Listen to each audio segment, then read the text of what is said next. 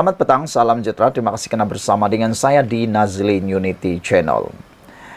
Sejak belakangan ini, mula timbul semula cerita tentang kononnya ada ahli Dewan Undangan Negeri atau mungkin ahli parlimen yang akan lompat parti.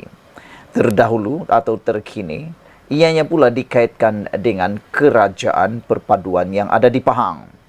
Ini adalah rentetan daripada kempen pilihan raya yang sedang berlangsung sekarang dan pilihan raya yang akan diadakan tidak lama lagi untuk Dewan Undangan Negeri Pelanggai.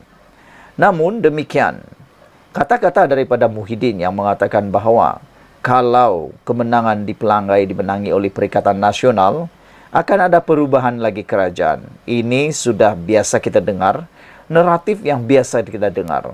Tahulah sejauh mana ianya mampu menjadi puncak kemenangan kepada Perikatan Nasional. Kerana banyak kali sudah digunakan senjata tersebut, tetapi nampaknya seakan-akan tidak berguna langsung. Ini kerana dilihat dalam PRK di Jeram dan Simpang Pulai, kita lihat kemenangan dimiliki oleh kerajaan perpaduan yang telah memenangi kedua-dua kerusi tersebut. Dan terkini, Muhyiddin juga sekali lagi mengungkit tentang kononnya bakal ada perubahan kerajaan kalau Pelanggai menang. Apa pendapat anda sekalian? Adakah benar dakwaan apa yang dikatakan oleh Muhyiddin? Namun pada petang ini kita nak cerita tentang kononnya ada ahli Dewan Undangan Negeri daripada Barisan Nasional yang konon sedia untuk melompat. Dan Muhyiddin kata kalau memang ada, bawa jumpa dia kerana untuk pengetahuan kita semua, di Pahang masih belum dikuatkuasakan undang-undang anti lompat parti. Selain daripada itu, di Pahang juga bilangan kemenangan majoriti di sana adalah amat kecil untuk kerajaan. Namun, perkara yang disebutkan kononnya ada lompat parti itu, akhirnya disangkal dan dinafikan oleh Menteri Besar Pahang sendiri dengan mengatakan adun Barisan Nasional takkan lompat parti. Menteri Besar Pahang Datuk Seri Wan Rosdi Wan Ismail menafikan bahawa segelintir adun Barisan Nasional melompat untuk membentuk kerajaan dengan Perikatan Nasional sekiranya parti pembangkang tersebut memenangi pilihan raya kecil Pelanggai. Namun, apa yang mengejutkan ialah apabila ada juga netizen yang mengatakan, jangan-jangan ahli Dewan Undangan Negeri daripada Parti Bersatu atau PAS yang mungkin akan lompat parti menyertai Barisan Nasional ataupun Pakatan Harapan di Pahang. Mereka cuba menterbalikkan kata-kata Muhyiddin. Mereka kata kalau Muhyiddin pun boleh kata ada ahli Dewan Undangan Negeri daripada Barisan Nasional lompat parti, mereka kata kenapa Muhyiddin tidak berfikir bahawa mungkin juga ada ahli daripada Perikatan Nasional yang akan pindah pula. Semuanya boleh terjadi dalam politik Malaysia. Saya baru dapat mesej hari ini, kata Menteri Besar Pahang, daripada semua adun Barisan Nasional dan Pakatan Harapan PH serta Barisan Exco telah menyatakan sokongan padu terhadap saya. Macam mana perkara ini timbul, kata beliau bertanya. Jadi, itu adalah usaha mereka mewujudkan sentimen supaya pengundi Dewan Undangan Negeri Pelanggai percaya. Walhal, perkara ini tidak berlaku sedangkan ia fitnah. Ada yang lompat sebagainya. Kata beliau ketika sesi jelajah mesra jualan makmur Pahang di Dewan Serbaguna Kampung Cimomoy semalam. Penafian tersebut dibuat ekoran tindakan pengerusi Perikatan Nasional Tan Sri Muhyiddin Yassin yang mewar-warkan timbalan Presiden PAS Datuk Seri Tuan Ibrahim Tuan Man sebagai Menteri Besar. Beliau berharap 4 adun dari blok akan turut sama menyertai Perikatan Nasional. Poster Tuan Ibrahim sebagai bakal Menteri Besar juga telah tular. Tuan Ibrahim ialah adun Ceka di Pahang dan ahli Parlimen Kubang Krian. Buat masa ini, Gabungan Barisan Nasional mempunyai 16 kerusi, Pakatan Harapan 8 kerusi, mengekalkan Kerajaan Negeri Pahang. Perikatan Nasional pula mempunyai 17 kerusi. PRK Pelanggai diadakan pada 7 Oktober ekoran kematian penyandang Datuk Seri Johari Harun.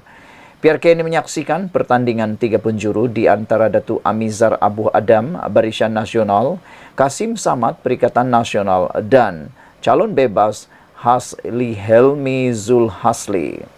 Sekian dulu untuk kali ini. Jangan lupa tinggalkan komen anda, sila tekan butang subscribe. Benarkah ada ahli Dewan Undangan Negeri daripada Barisan Nasional yang pindah lompat parti? Atau adakah ianya sebenarnya daripada Perikatan Nasional? Jangan-jangan lain yang dicakap, lain pula berlaku. Sekian dulu. Malaysia kita punya, kita jaga sama-sama cintai Malaysiaku. Bye-bye. Selamat petang, salam sejahtera. Terima kasih kerana bersama dengan saya di Nazilin Unity Channel. Ini keputusan terkini dalam mahkamah daripada mahkamah berkaitan dengan kes menghasut Sanusi Maknur.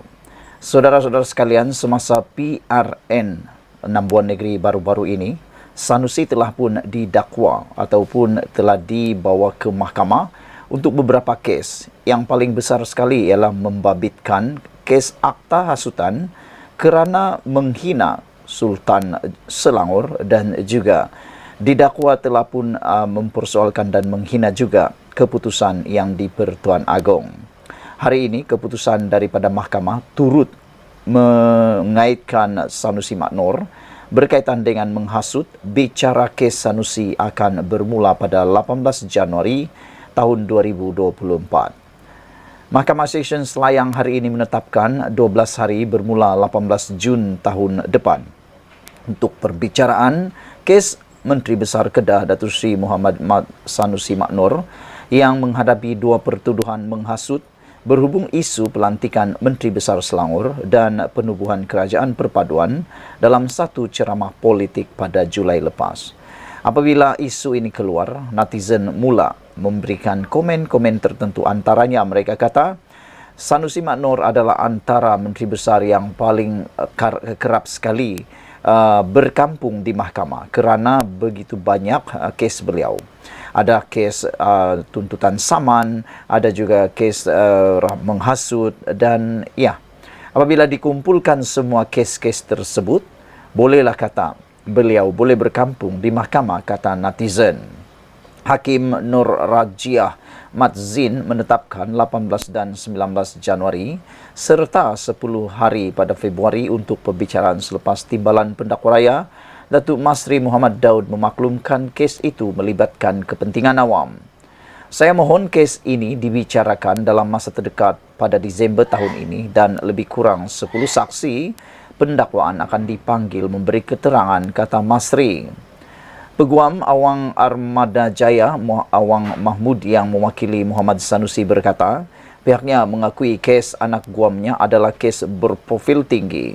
Namun, pembelaan memohon agar kes tersebut dibicarakan bermula Januari tahun depan. Terdahulu, Masri memberitahu mahkamah bahawa terdapat pindaan berhubung 2 pertuduhan yang dihadapi Muhammad Sanusi dan memohon supaya pertuduhan itu dibacakan dan dibicarakan bersama kerana ia membabitkan kejadian dan saksi yang sama. Pindaan itu membabitkan perubahan pada seksyen pertuduhan kerana sebelum ini Muhammad Sanusi didakwa mengikut Seksyen 4 dalam kurungan 1 kurungan E Akta Hasutan 1948, namun dipindah kepada Seksyen 4 dalam kurungan 1 kurungan B Akta yang sama. Sementara itu, sebaik pertuduhan pindaan dibacakan kepadanya, Muhammad Sanusi yang bersut biru berkata, faham pertuduhan yang arif, mengaku tidak bersalah. Mengikut kedua-dua pertuduhan pindaan, Ahli Dewan Undangan Negeri Dun Jeneri Kedah itu didakwa telah menyebut perkataan menghasut di Simpang 4 Taman Selayang Mutiara, Kampung Bendahara Gombak dekat sini pada 11 malam 11 Julai lepas. Kedua-dua pertuduhan itu mengikut Seksyen 4 dalam kurungan 1 kurungan B Akta Hasutan 1948 yang boleh dihukum mengikut Seksyen 4 dalam kurungan 1 Akta sama yang membawa hukuman denda sehingga RM5,000 atau penjara maksimum 3 tahun atau kedua-duanya dikasabit kesalahan. Terdahulu, ketika sebutan kes di hadapan Hakim Mahkamah Seksyen Osman Effendi Muhammad Saleh, Hakim itu membenarkan permohonan pendakwaan agar kes di mahkamahnya dipindahkan di hadapan Hakim Nur Rajia untuk dibicarakan bersama. Ini selepas Masri memaklumkan kepada Hakim Osman Effendi bahawa ungkapan yang didakwa dibuat tertuduh dalam ucapan melibatkan saksi sama. Oleh itu, pihak pendakwaan memohon agar kes di mahkamah ini dapat dipindahkan ke Mahkamah Seksyen 2 Hakim Nur Rajia untuk dibicarakan bersama mengikut Seksyen 165 Kanun Tata Cara Jenayah, kata Masri. Beliau berkata pihak pendakwaan juga telah menyerahkan dokumen antaranya transkrip rakaman ucapan kepada pembelaan hari ini. Awang Armada Jaya berkata pihaknya tidak membantah permohonan itu untuk memindahkan kes. Pada prosiding hari ini, pendakwaan turut dikendalikan Timbalan Pendakwa Raya Abdul Malik Ayub, Nur Aziza Aling dan Nadia Muhammad Izhar, manakala Awang Armada Jaya turut dibantu Peguam Wan Rohimi Wan Daud, Muhammad Tajuddin Abdul Razak dan Datu Fariz Imran Mustafa. Sekian dulu untuk kali ini. Jangan lupa tinggalkan komen anda. Sila tekan butang subscribe. Malaysia kita punya, kita jaga sama-sama. Cintai Malaysiaku. Bye-bye.